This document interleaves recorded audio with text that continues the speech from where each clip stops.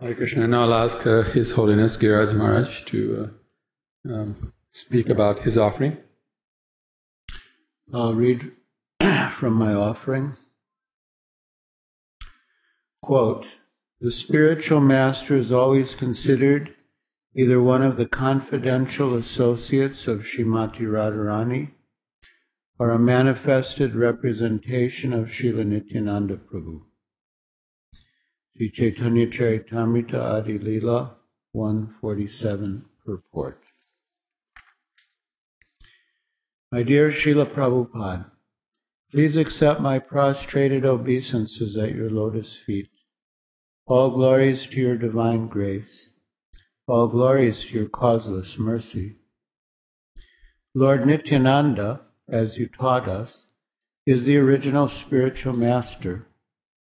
He is an incarnation of Balaram, who is the first expansion of Krishna and the first being to perform the function of a spiritual master, to serve Krishna and give knowledge of Krishna.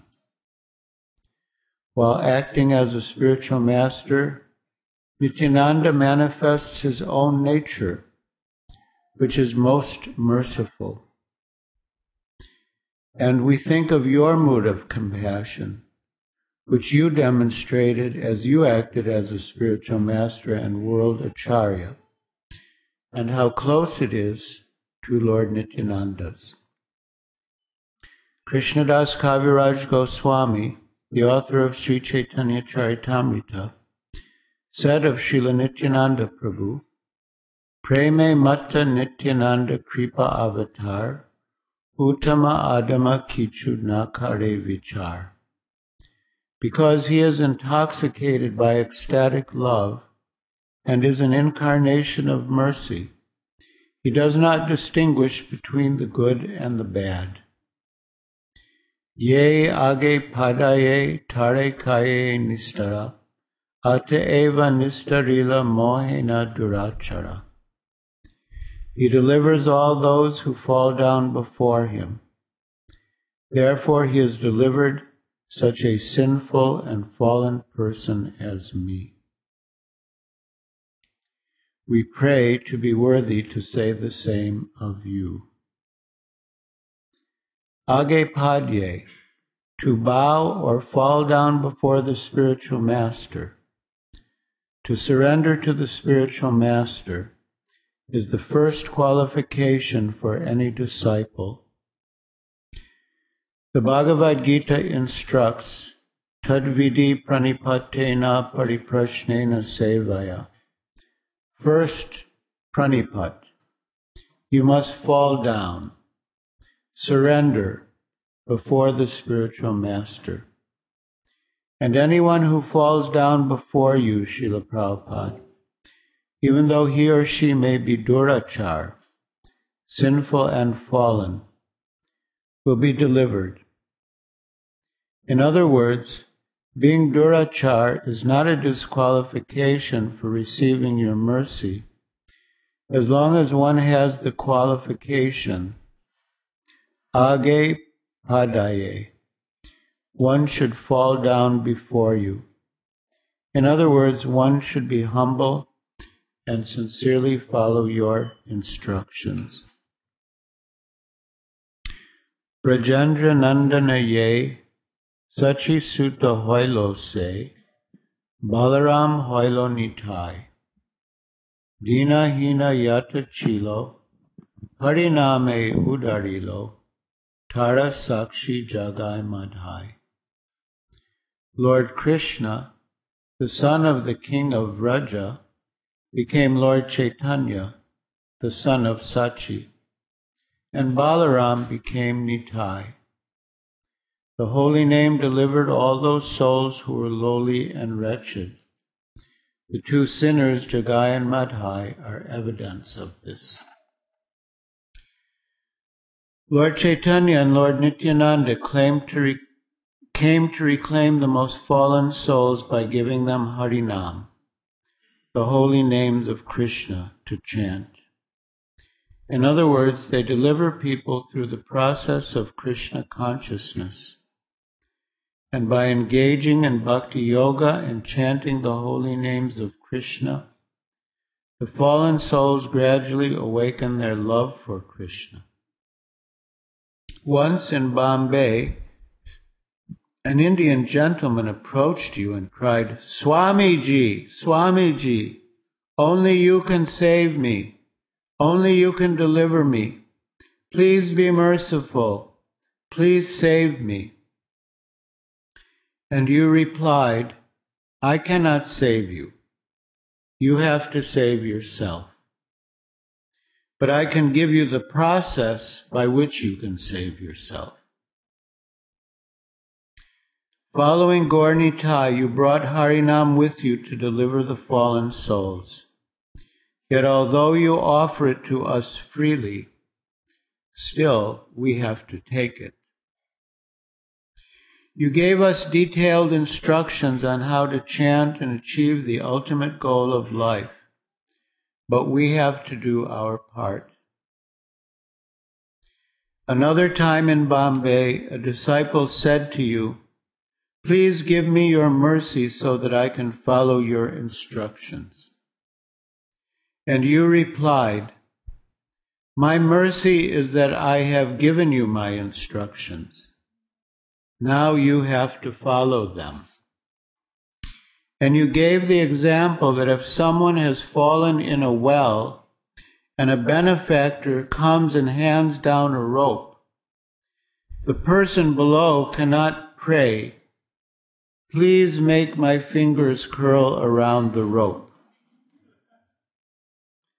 The benefactor has sent down the rope, and he is prepared to pull you up, but you have to hold on to it.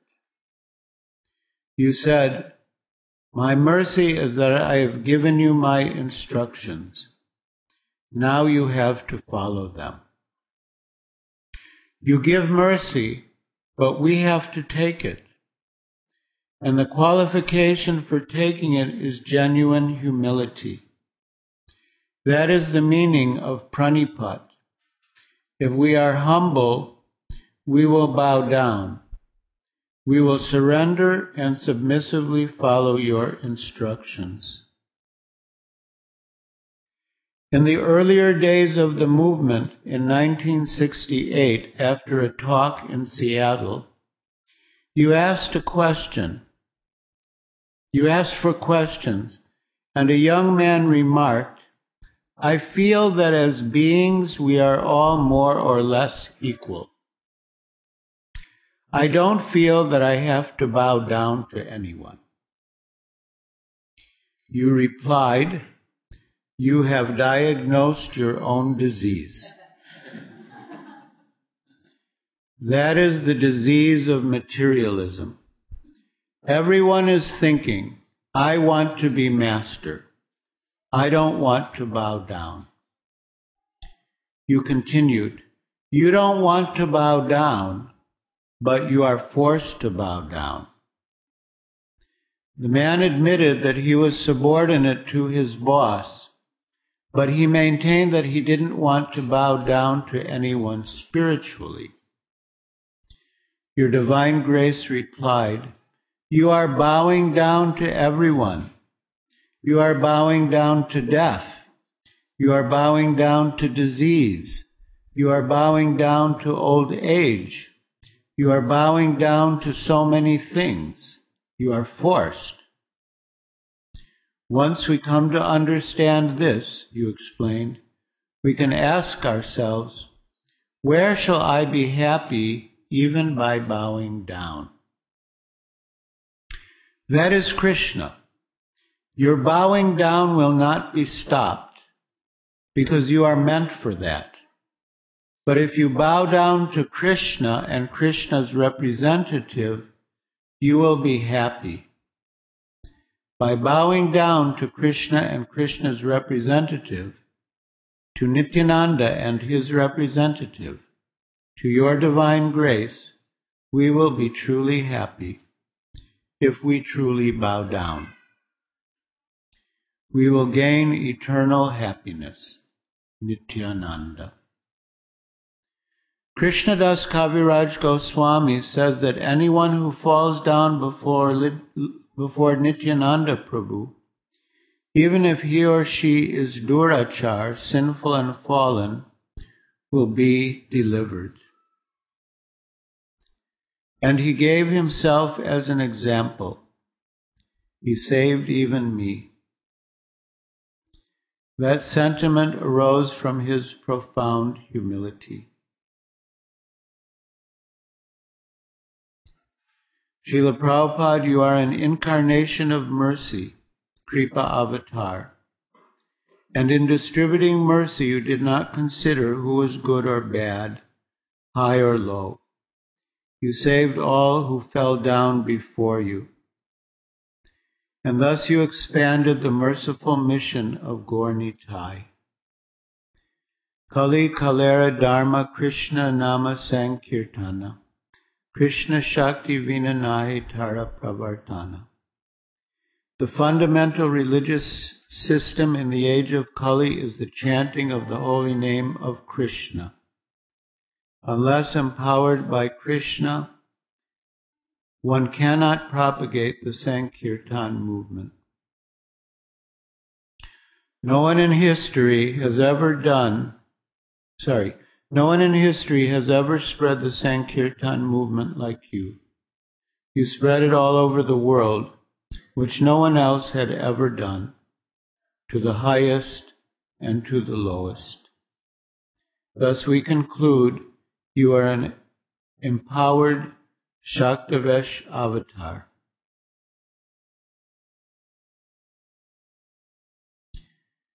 A dear friend in Mumbai, a leading industrialist as well as a wonderful devotee, Rishikesh Mafatlal, who was initiated as Krishna Chandra Das, told me that he felt that every devotee should see the footage taken of Srila Prabhupada when he first came to America, to see the people he was preaching to on the Lower East Side of New York and in Golden Gate Park in San Francisco. We cannot imagine the people Srila Prabhupada was preaching to, he said. Until you actually see the films, you cannot have any idea. It is beyond the power of words to describe the people that your divine grace influenced when you first came to America. Just the fact that you came, that you lived among them, that you spoke with them, that you invited them and cooked for them, is amazing. And that you induced them to accept Krishna consciousness is beyond human comprehension. At first, you didn't even have your own place to stay. You were living in different places in New York. At one stage, you were living with a young man who seemed to be interested, and you were hopeful that you could train him as a Vaishnava. But one day, on a dose of LSD, he went crazy. He stood before you. He could have done anything. And you ran down the 4 flights of stairs onto the streets of the Bowery, the worst part of New York, notorious throughout the world. And you didn't know where to go. You had no place to go. Then you went to the loft of another young man, Carl Jurgens. Carl was living with his wife in one large room, with areas partitioned off for the bedroom and kitchen. Carl was nice. He liked to be with you. He was interested in Indian culture, and you were teaching him Sanskrit. You were all living together, but his wife didn't very much appreciate having you there all the time. So that became uncomfortable. Then Carl approached Michael Grant, who was later initiated as Mukunda Das, and they rented a small storefront and apartment for you. But even then you were living among drug-addicted hippies who are most fallen and sinful in their habits and morality.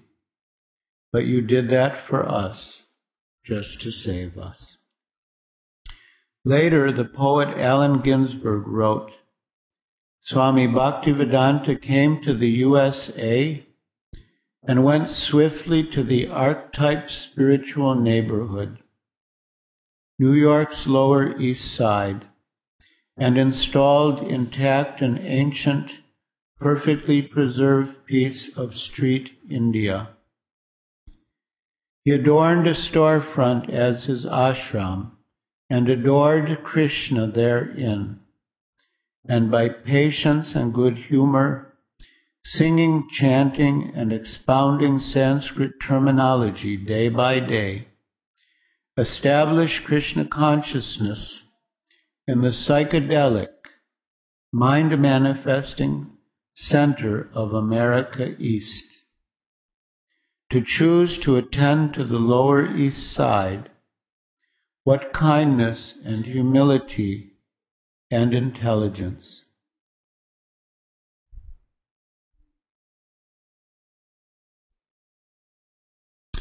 One of your early disciples from the Lower East Side came to India when the movement in India was still quite new. You had centers in Calcutta and Bombay and a small rented place in Delhi. The temple president from Calcutta phoned Bombay and informed your secretary that that early disciple was smoking marijuana, ganja, and asked what he should do. Through your secretary you replied, "Tell that devotee that if he doesn't stop smoking ganja, I will reject him." After the phone call, Tamal Krishna Goswami asked you, "Is it true that you would reject him?" You said, "No, I cannot reject anyone." Then Tamal Krishna Goswami said, "But isn't there a limit? Don't you have to draw the line somewhere?" And your divine grace replied, "There is no limit to Lord Nityananda's mercy." That was your mood in giving mercy. You wanted to give everyone the chance to chant the holy name in the association of devotees, in the hope that it would reform and transform them. In a lecture in Los Angeles, you told us, to approach Radha and Krishna, you need the mercy of Lord Chaitanya. And to get the mercy of Lord Chaitanya, you need the mercy of Lord Nityananda. And to get the mercy of Lord Nityananda, you have to approach people like Jagai and Madhai. So we start down at the bottom, and we end way up at the top. That is the extreme mercy of Lord Chaitanya and Nityananda, which you, Srila Prabhupada, came to give us. How is it that this highest kind of devotional service, the service of Radha and Krishna, is being offered to the most fallen people in Kali Yuga? Srila Vishwanath Chakravarti Thakur answers, it is like a king who becomes intoxicated, goes into his treasury, takes out his most precious gems, and then goes out on the street and starts giving them away to the poorest people on the road. How can you explain it? It is his choice. They are his jewels. He can do with them what he wants. And in his intoxicated state, he distributes them very freely.